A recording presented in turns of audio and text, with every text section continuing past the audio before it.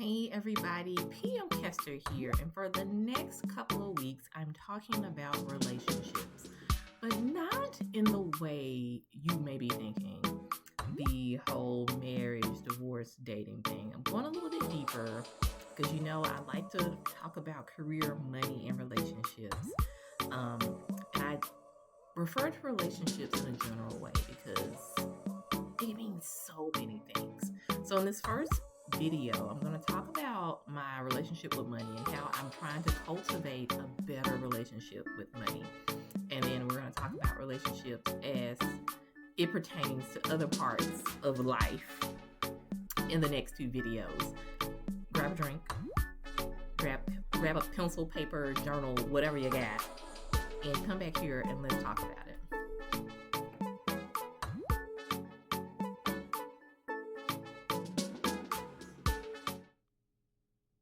Ooh, gone, girl.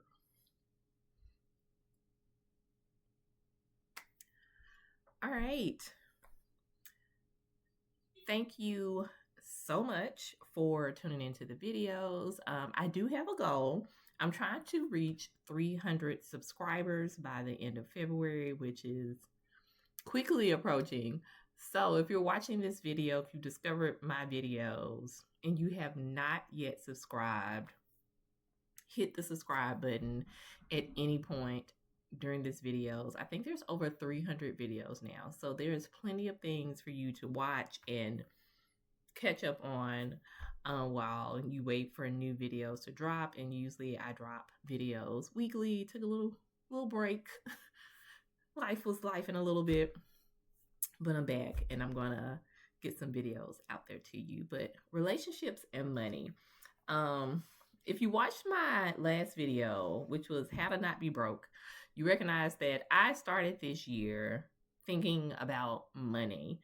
And I know that I'm not alone because I've talked to way too many people where we have decided that this year enough is enough and we got to figure out this money thing. We got to increase the savings, reduce the debt, get more money, more income, more cash flowing in our lives. And so that is what I have been concentrating on since January 1st of this year, really a little bit before January. But since that video has happened, I have really been digging deep and digging down into some things and really thinking about my relationship with money and trying to build a stronger relationship with money. Because I'm gonna be honest, I had a little of head in the sand moments from time to time where I'm like, when you already know you're drowning, so you just don't want to look because what's looking at you being in debt going to show you? Like, girl, we already knew we was in debt. But I feel I'm getting better with it, and that's because of three things that I have been doing. And so I'm gonna give you those three things. Number one thing that is helping me with my relationship with money is staying rooted and motivated around money. And so what do I mean about that? I have been listening to abundance meditations and scriptures on money and saving and thriving, things of that nature. So when things are going good with my routine, I try to start my day with these things, and I'll drop some links of some of the stuff that I listen to. I think one is Jess Heslip, and I probably got her last name wrong, but she does like a lot of different meditations. And she has some abundance meditations, some that you can listen to while you sleep. And some that you can start your day with. So they're little. It's things that I would listen to those in the background while I get ready in the morning or while I fix my kid lunch. I will have those playing just to kind of like make sure that I'm staying in the posture of just being open and expecting money and kind of not walking around with like a broke mindset. Because I think, and we'll talk more about this, when you walk around in this mindset that like stuff is already broken and there's nothing you can do to fix it, one, it leads you to depression, and two, it also doesn't motivate you to like try to get to work, right? To try to increase your your money or go out and do the things to help yourself out. Because, let's be honest. I mean, for me, myself, I know that no one's coming to save me but me. I have to save myself. So I have to try to keep myself motivated so that I can save myself. And so the meditations, scriptures are helping with it. Also, once I knew that this was going to be a thing for me this year, I decided it would help me to kind of have some type of devotional that I was dealing with this year. So I have a 50-day devotional. It's called Strength for Every Moment, and it's by T.D. Jakes. Inspirational thoughts to help you on your journey. A lot of this actually deals with abundance. He has some really strong things in there so far. I think I'm on like day 22 or something like that. But it's been helping me a lot, like to the point I have stuff like written on my mirror. And that's good because I really had started feeling defeated about my finances, and this is helping me. Sometimes we kind of have to reach outside of what we usually do. I've never done a devotional before, and this has really helped me. Number 2 on building a better relationship with my money, journaling. I have, and I think I mentioned it in the last video, I have started a whole finance journal. Pick up any journal, any notebook from your local store, Dollar Tree, Kroger, some stationery store. It doesn't have to be fancy, just something to write in.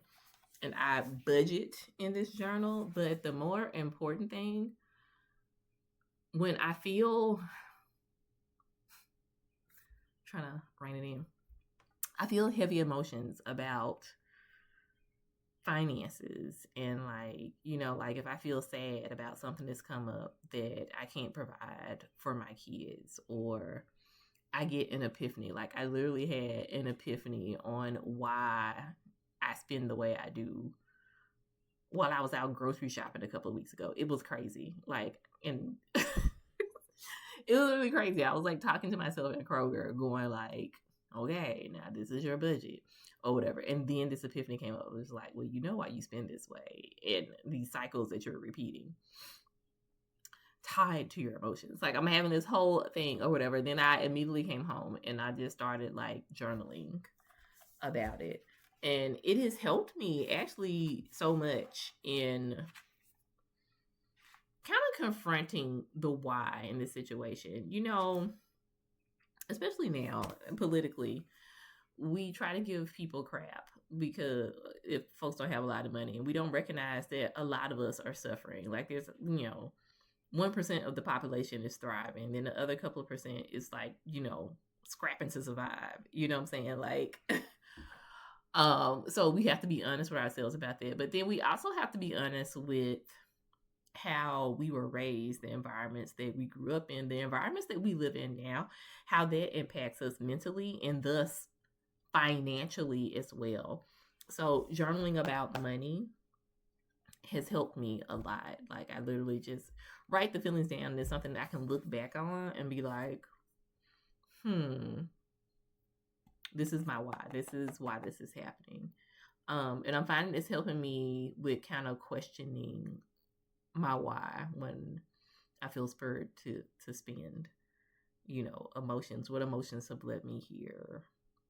Why do I feel like this is the only option? Things of that nature. Finally, the big thing that's helping me now is that I reached out for help. I opened up to a friend who is serving as an accountability partner for me, but also I'm now in money trauma counseling. It's kind of crazy because I feel like, sometimes you can feel like I'm already in therapy for stuff, and it's like there's more stuff to work on. Yes, there is. And I'm also finding when I share this with other Black women, they're excited about this because they feel like they too need money trauma counseling. When you grow up in a certain atmosphere where, especially for me, I was the first person in my family to make like a significant income. So there was no one for me to look to for like financial help or to ask certain things for. And I was also made to feel like I thought I was better than other people when I didn't, because I had risen to a certain like income level.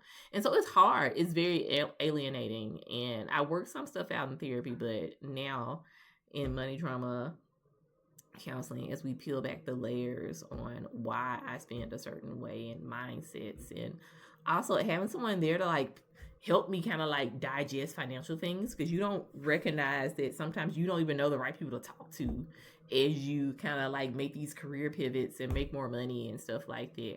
And so it's nice kind of just having a person to talk to.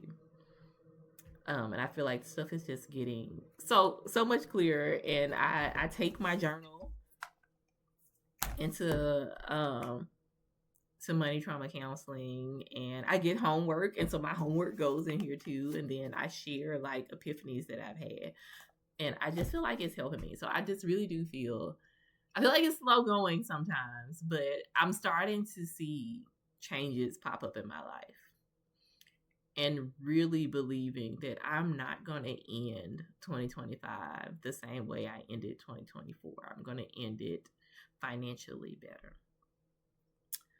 So drop a comment and let me know some ways that you have cultivated a better relationship with money. I can't wait to hear it, and tune in next week when we talk about cultivating a relationship with something else. See, you got to tune in. It's 3 parts I'm trying to give you here.